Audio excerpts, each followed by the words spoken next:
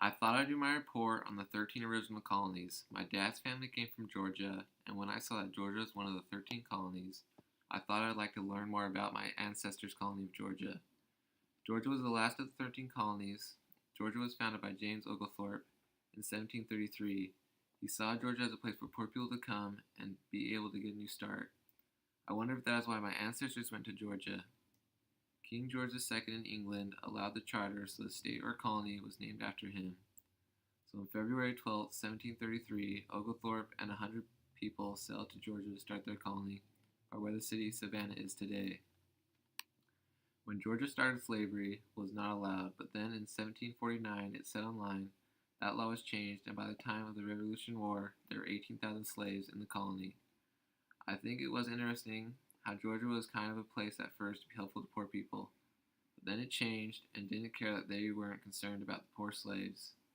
They also forced out the Native Americans living there.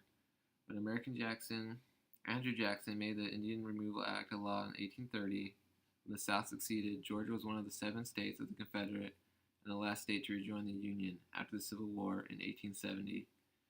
One of the worst prisoner of war prisons of the Civil War was in Andersonville, Georgia, near Macon.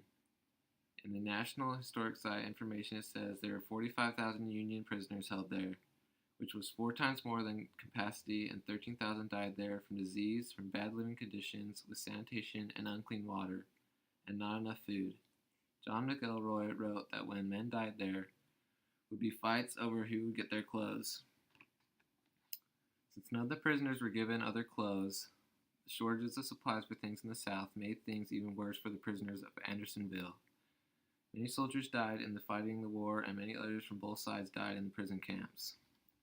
Another diary that told about the bad conditions at Andersonville is from Naguel Birch. He was captured on the first day of Gettysburg and is credited with being the longest Union survivor of being in a POW for almost 2 years. Andersonville is now a prisoner of war museum and is a memorial to all American prisoners of war in all periods. That made me think of my grandpa and what he went through as a POW in Germany during World War II. Georgia is now one of the largest South states east of the Mississippi and is 24th largest in the nation and 8th most populated. Georgia is second only to Texas for being the fastest growing state. Georgia has beautiful mountains, falls, plains, and Atlantic coastline and is known as the Peach State or Empire State of the South.